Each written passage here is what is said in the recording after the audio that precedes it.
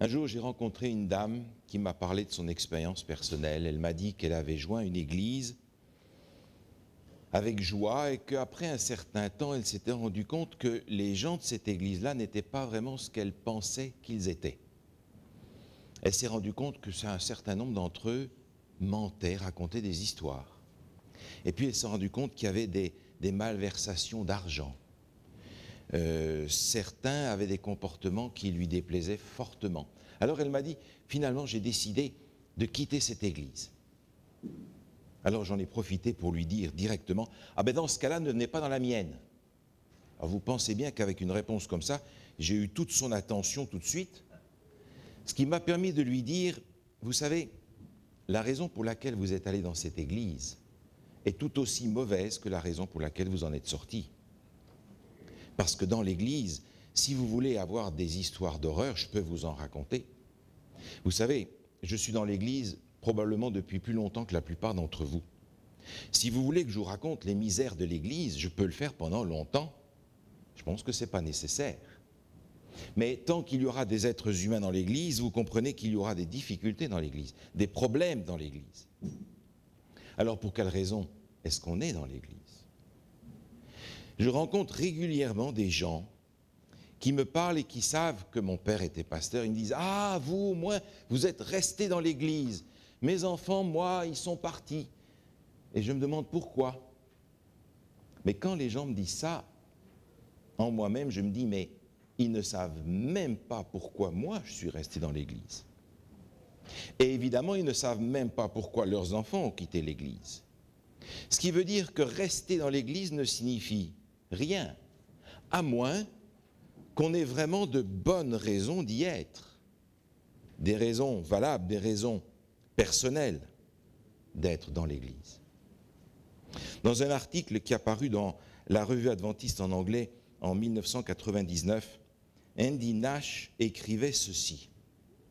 « Trop souvent, nous considérons ceux qui restent dans l'église comme des héros, sans nous soucier de ce qu'ils y font. Peut-être prennent-ils simplement de la place sur les bancs de l'église, ou pire encore, ils en chassent les autres. Peut-être restent-ils pour la considération, la sécurité ou les bons potlucks. Bonne raison pour rester dans l'église ? Rester dans l'église, finalement, ne signifie rien à moins qu'on ait vraiment de bonnes raisons d'y être. Certains ont de mauvaises raisons pour y être, et certains ont de mauvaises raisons pour ne pas y être. Certains ont de mauvaises raisons pour être dans l'église, mais ça ne se voit pas. Parce que ce sont les circonstances qui les ont mis là. En fait, ils pourraient tout aussi bien être ailleurs. Et n'importe où ailleurs. Certains, par contre, sont dans l'église et ça leur a coûté cher. Ça leur a coûté cher parce qu'ils ont véritablement nagé à contre-courant. Ça leur a coûté parfois de perdre littéralement leur famille, qui ne voulait plus entendre parler d'eux. Ça leur a coûté de perdre parfois leur travail, de perdre leurs amis, de perdre leurs relations. Ils se sont parfois retrouvés tout seuls à cause de la foi qu'ils avaient embrassée. Pour certains, être dans l'église leur a coûté très cher. La facture a été élevée et il est possible qu'ils la payent encore aujourd'hui. Mais pour d'autres, être dans l'église était la solution de facilité en fait, parce qu'ils étaient déjà dedans. Donc être dans l'église, c'était la solution de facilité parce qu'il suffisait tout simplement de suivre le courant. C'était fort simple. Il suffisait de faire comme tout le monde et d'être dans l'église. Alors pourquoi est-ce que je suis dans l'église adventiste ? Est-ce que c'est simplement parce que je n'ai pas trouvé assez de mauvaises raisons pour en sortir ? Ou est-ce que c'est parce que j'ai des tonnes de bonnes raisons pour être dedans ? Alors ce matin, j'aimerais vous donner mon témoignage pourquoi je reste dans l'Église adventiste. Oh, je pourrais vous donner 7 tonnes de bonnes raisons. Mais permettez ce matin que je n'en partage que 7 avec vous. La première raison pour laquelle je reste et je suis dans l'Église adventiste, c'est que c'est une Église qui a placé Jésus-Christ au centre de sa foi. Jésus, c'est le Créateur. Jésus, c'est celui qui me sauve. Jésus, c'est celui par qui je peux prier le Père. Jésus, c'est celui par qui j'ai l'assurance de la résurrection.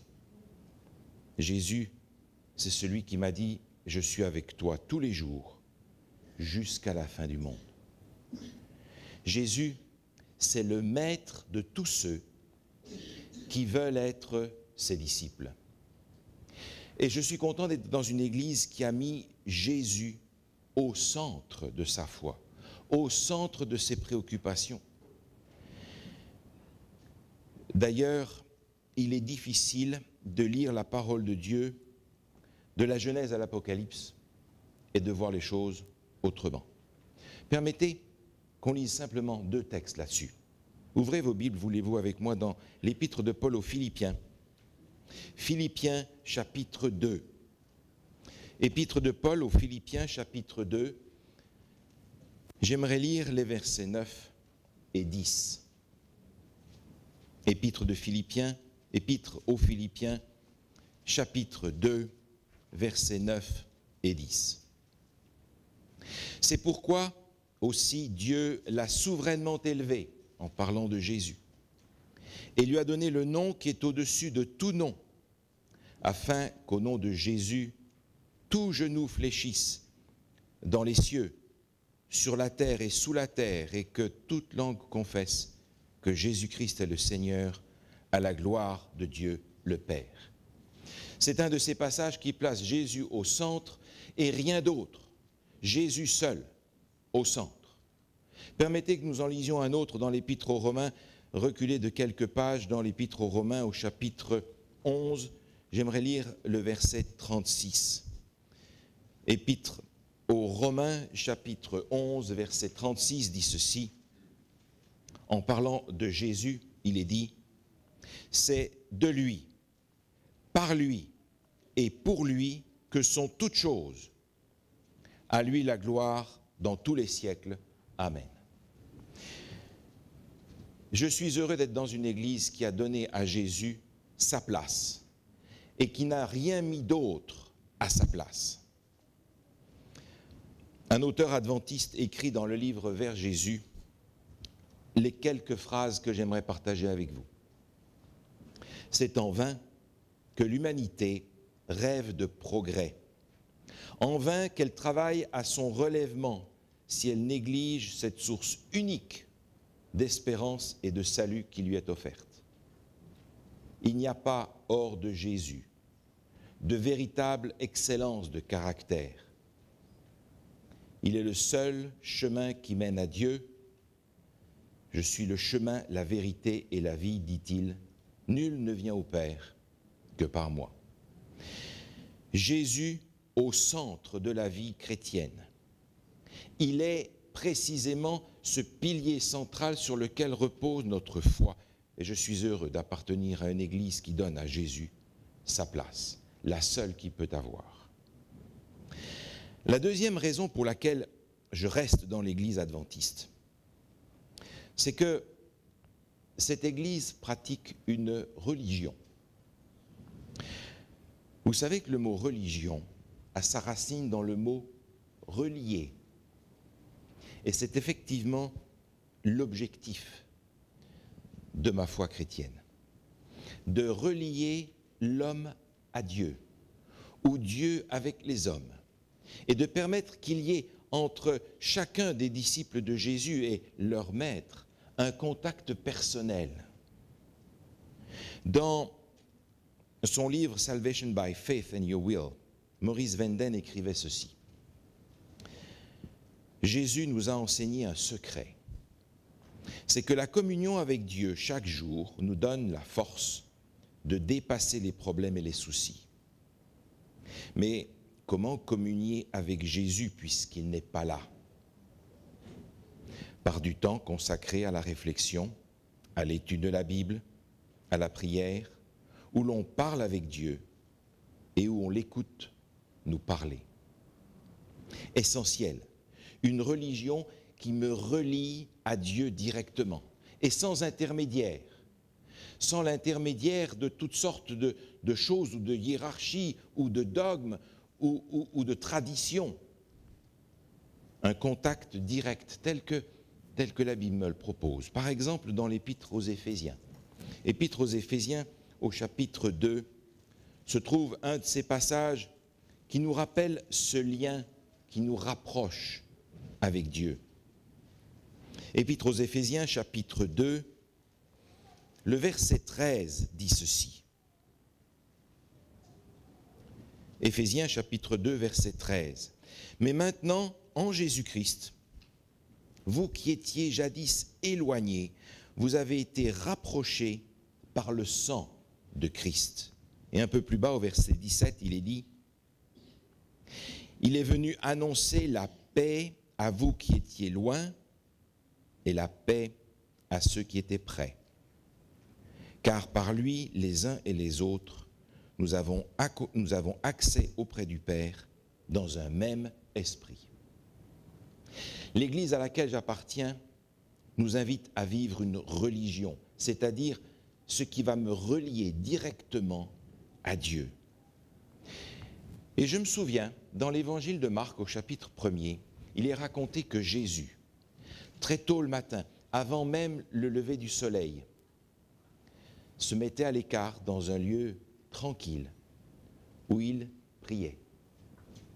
Alors je comprends que si Jésus avait besoin de ça, à combien plus forte raison, moi, être humain, pécheur, en ai-je aussi besoin pour conserver ce lien intime et profond avec mon Maître, avec mon Sauveur. Cette religion-là, qui me relie directement à Dieu, c'est l'anti-secte.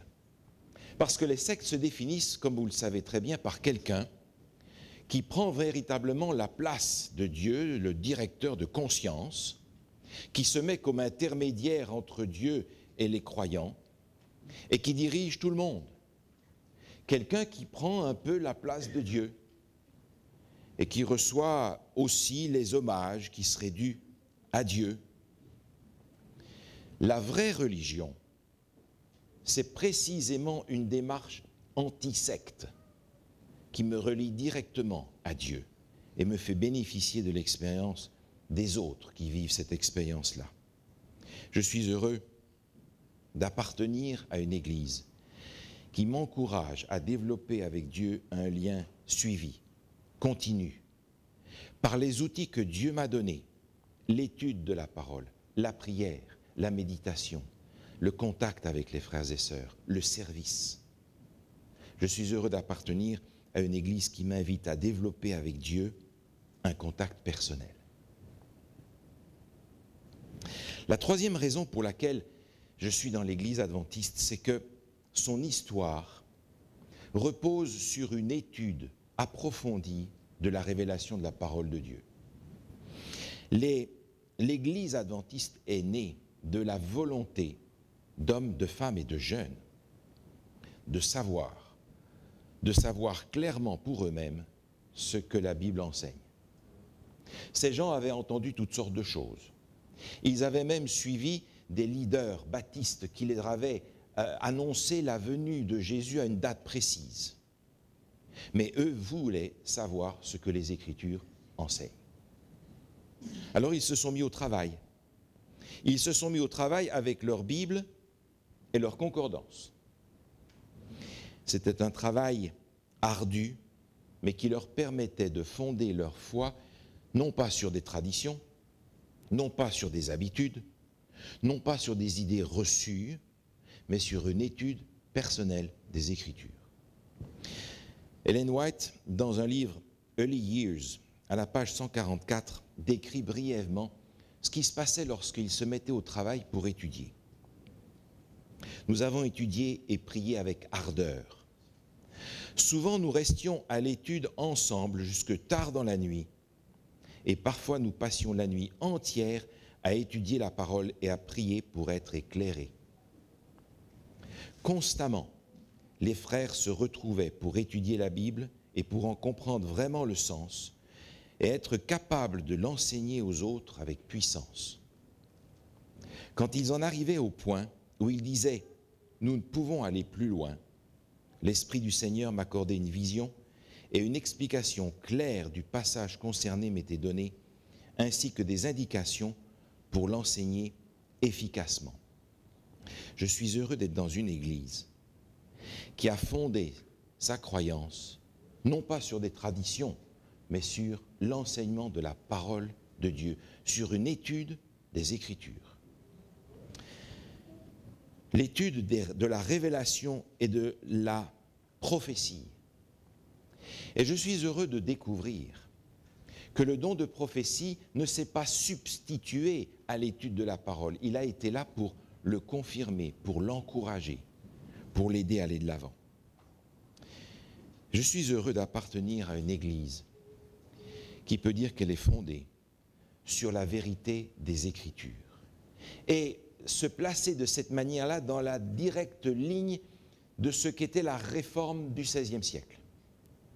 Cette réforme qui se disait être basée sur sola scriptura, et pas seulement l'écriture seule, mais tota scriptura, c'est-à-dire l'écriture dans sa totalité de la Genèse jusqu'à l'Apocalypse.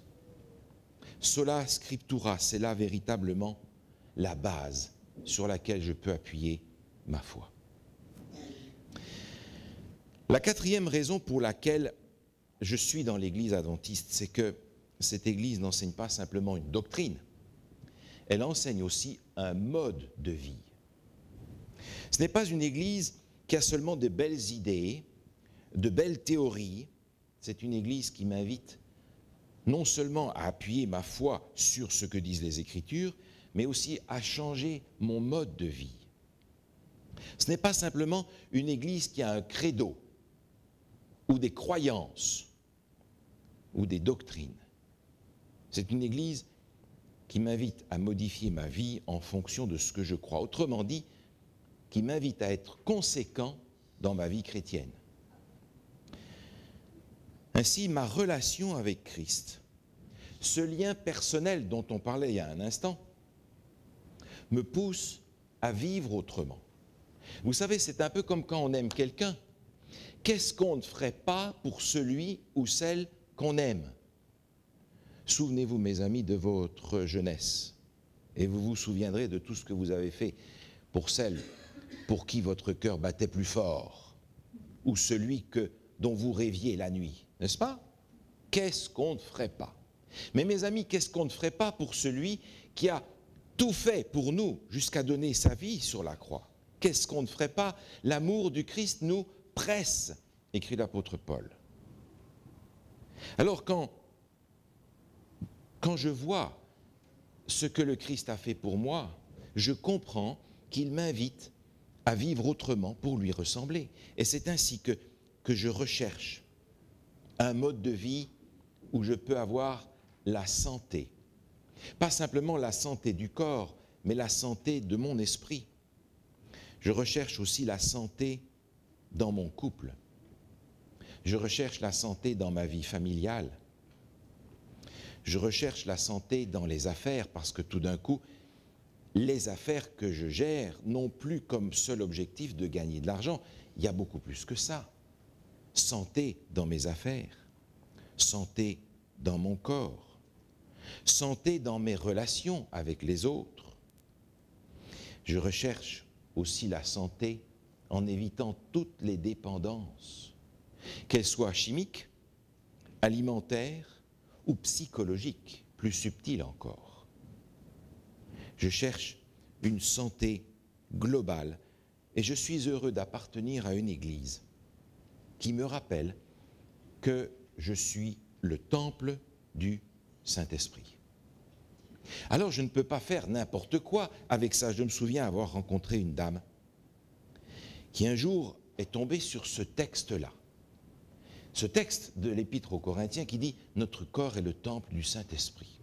Et cette personne fumait beaucoup. Et elle m'a raconté des années plus tard sa réflexion. Elle disait « Mais enfin, si le Saint-Esprit est en moi et que je suis son temple, mais il est emboucané en permanence.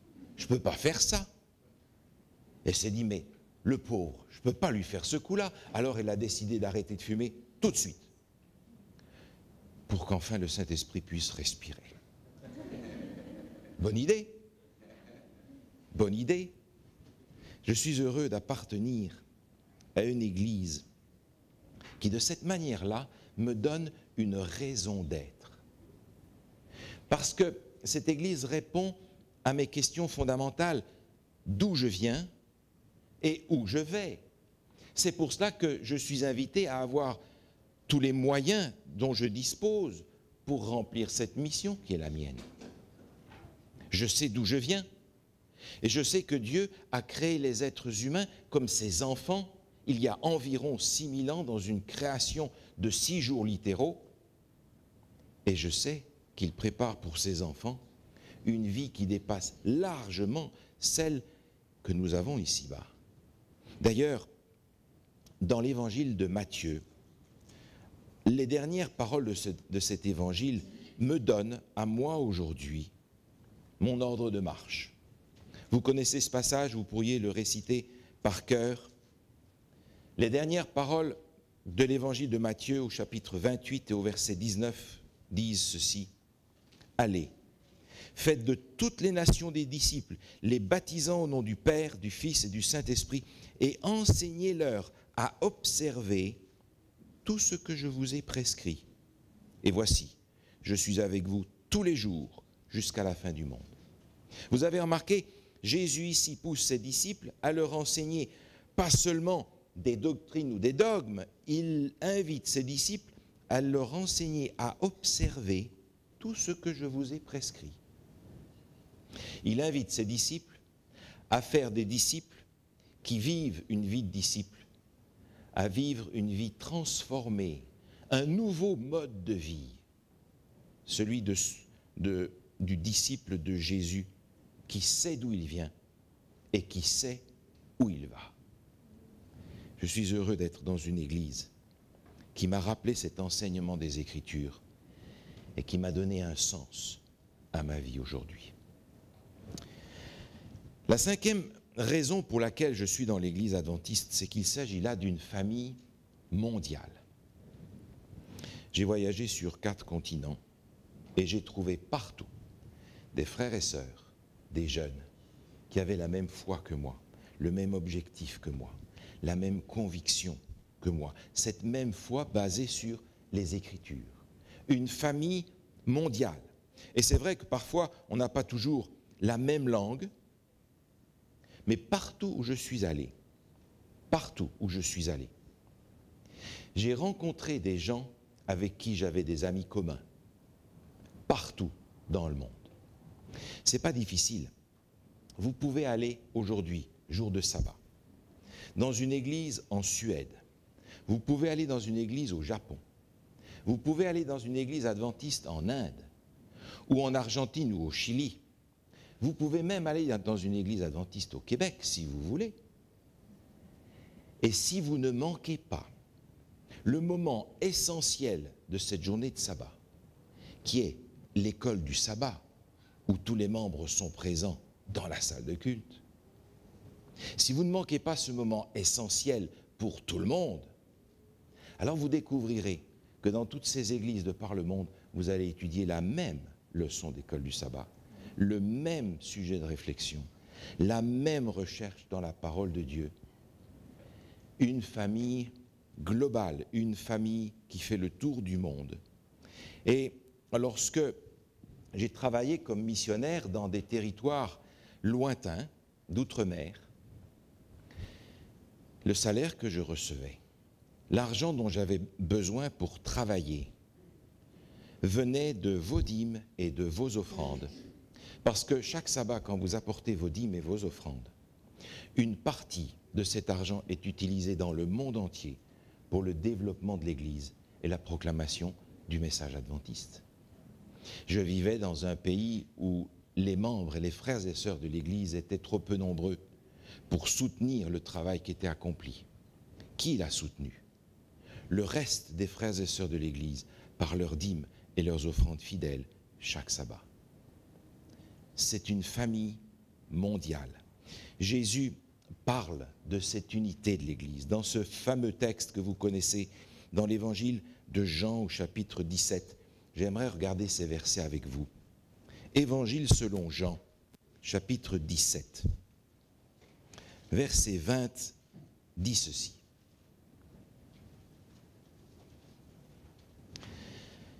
Évangile selon Jean, chapitre 17, verset 20. Ce n'est pas pour eux seulement que je prie, mais encore pour ceux qui croiront en moi par leur parole, afin que tous soient un, comme toi, Père, tu es en moi, et comme je suis en toi, afin qu'eux aussi soient un en nous, pour que le monde croie que tu m'as envoyé. Cette unité de l'Église, elle est fantastique malgré les langues, malgré la diversité culturelle. Et je suis particulièrement heureux d'appartenir à une famille qui fait le tour du monde et qui sait exactement où elle va parce que les Écritures le lui ont dit. La sixième raison pour laquelle je suis dans l'Église, c'est que l'Église adventiste vit un signe particulier d'une alliance particulière avec Dieu. L'Église à laquelle j'appartiens vit ce signe d'une façon spéciale. Et c'est une entreprise courageuse, parce que c'est une entreprise qui l'amène à remonter le courant des traditions et des habitudes, même au sein de la chrétienté d'aujourd'hui. C'est une démarche courageuse que de recevoir les 10 commandements et de vouloir, par la grâce de Dieu, les observer, les 10. Et en particulier le 4e. Parce que dans le livre de l'Exode, au chapitre 31, je découvre quelque chose de spécial à propos de ce commandement. Regardez dans le livre de l'Exode, au chapitre 31, ce qui est écrit à propos du 4e commandement. Dans le livre de l'Exode, au chapitre 31, au verset 13, il est écrit ceci. « Vous ne manquerez pas d'observer mes sabbats, car ce sera entre moi et vous, et parmi vos descendants, un signe auquel on connaîtra que je suis l'Éternel qui vous sanctifie. » Et un peu plus loin, au verset 17, « Ce sera entre moi et les enfants d'Israël un signe qui devra durer à perpétuité, car en 6 jours, l'Éternel a fait les cieux et la terre, et le 7e jour, il a cessé son œuvre et il s'est reposé. » Le sabbat est présenté dans ce texte comme le signe de cette relation de foi avec Dieu par laquelle je suis transformé par lui. C'est l'Éternel qui vous sanctifie. Ce n'est pas par mes œuvres, ce n'est pas en serrant les dents que je vais être transformé, c'est en me mettant à la disposition de Dieu qui va faire le travail en moi. J'ai besoin d'accepter ce commandement que Dieu me donne parce qu'il m'indique que je peux travailler à en perdre ma vie. Ce n'est pas ça qui va me sauver. Il me propose de me reposer en lui parce que lui a fait tout ce qu'il fallait pour que je sois sauvé. Le sabbat devient donc le signe même du salut par la foi en Jésus.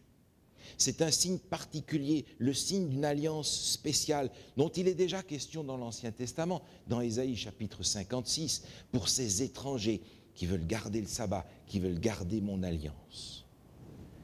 Alors je suis heureux d'appartenir à une église qui m'a appris à me reposer sur Jésus, à compter sur lui, à mettre toute ma confiance dans ce qu'il a fait pour que je puisse être sauvé, plutôt que de mettre confiance en moi-même et dans tout ce que je peux faire pour imaginer gagner des bons points auprès du Seigneur. je suis heureux d'appartenir à cette Église qui garde les commandements de Dieu et la foi de Jésus. La 7e raison pour laquelle je suis dans l'Église, c'est que le message de cette Église reflète le message biblique pour maintenant et pour l'avenir. L'Église ne donne pas simplement une recette pour vivre heureux maintenant. Et si elle le fait, ce n'est jamais qu'une partie du message, parce qu'il y a aussi une recette à long terme. Elle reflète l'enseignement des Écritures. Regardez dans la première épître de Jean, ce qui est écrit au chapitre 5. Première épître de Jean, chapitre 5, un verset extrêmement fort quand on y pense, un texte puissant écrit par l'apôtre Jean dans sa première épître au chapitre 5. Au verset 13, il dit ceci. Première épître de Jean, chapitre 5, verset 13. « Je vous ai écrit ces choses afin que vous sachiez que vous avez la vie éternelle, vous qui croyez au nom du Fils de Dieu. » Jean ne dit pas « vous aurez la vie éternelle une fois ». Jean écrit « je veux que vous sachiez que la vie éternelle, vous l'avez maintenant, à condition que vous ayez accepté Jésus comme votre sauveur. Et s'il faut faire un petit dodo entre-temps, ce n'est pas grave, parce que la vie éternelle, vous l'avez reçue maintenant. La mort n'étant qu'un sommeil. » Un peu plus loin, un peu plus tôt, plus exactement, dans cette même épître, au chapitre 3, première épître de Jean, chapitre 3, dès le premier verset, il est écrit ceci. 1 Jean chapitre 3, verset 1er, « Voyez quel amour Dieu nous a témoigné pour que nous soyons appelés enfants de Dieu. Et nous le sommes. Si le monde ne nous connaît pas, c'est qu'il ne l'a pas connu. Bien-aimés, nous sommes maintenant enfants de Dieu, et ce que nous serons n'a pas encore été manifesté. » Jean est en train de dire, mes amis, réjouissez-vous de ce que vous êtes considérés aujourd'hui par Dieu comme ses enfants, chacun d'entre vous. Mais ce n'est pas fini, parce qu'il a un plan pour vous, un plan pour l'avenir, et ce que vous êtes aujourd'hui, rendez grâce à Dieu, n'est pas ce que vous serez demain. Le Seigneur n'a pas fini encore avec aucun d'entre nous, parce qu'il a encore du travail à faire, et parce que son objectif est de nous amener où? Le texte de tout à l'heure le disait, la vie éternelle. Alors, je lis dans les Écritures ces passages. Dans l'Évangile selon Matthieu, au chapitre 24, il est écrit ceci.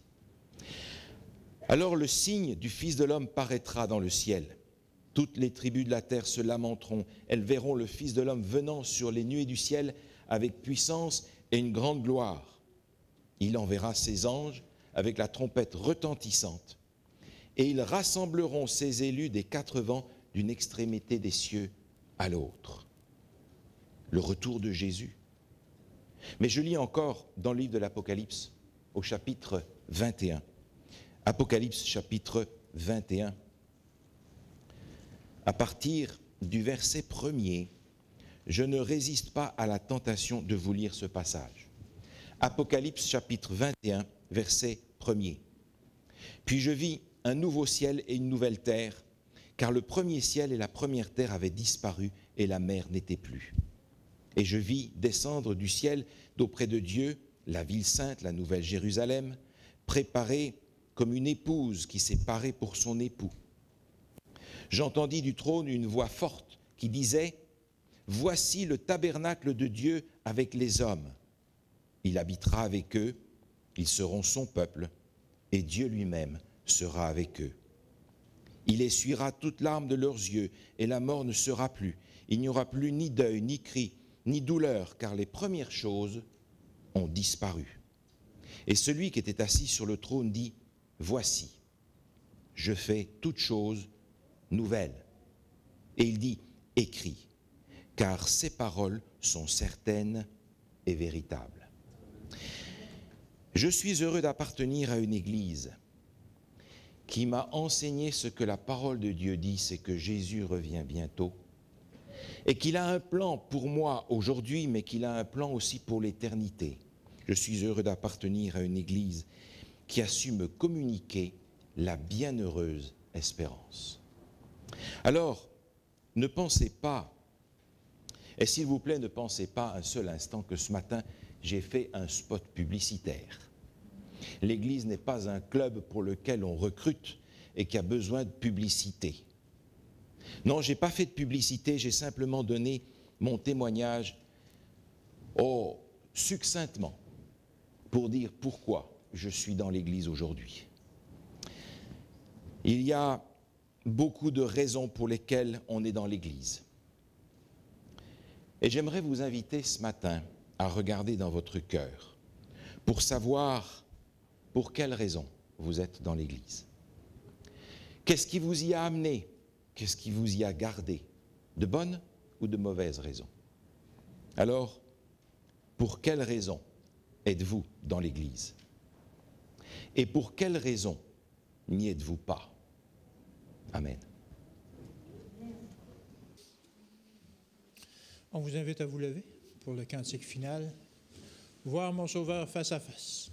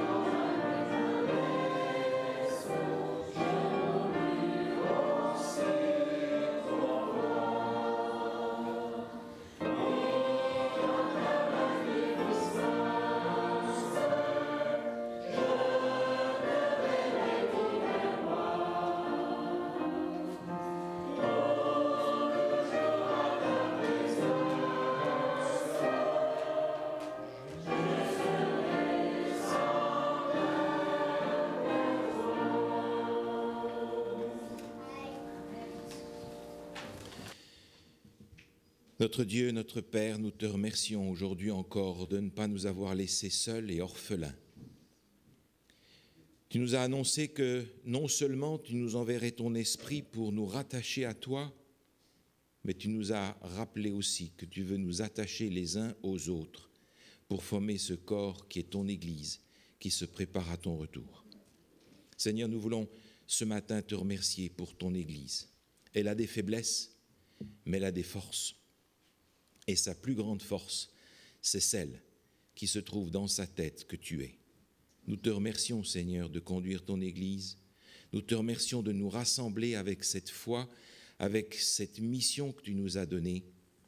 Et malgré les difficultés, malgré les embûches du chemin, dans notre vie personnelle ou collective, donne-nous, Seigneur, la grâce de garder devant les yeux la grande perspective de cette mission que tu nous as donnée et de la grâce que tu as répandue avec abondance sur chacun d'entre nous par Jésus-Christ notre Sauveur. C'est en son nom que nous te prions. Amen.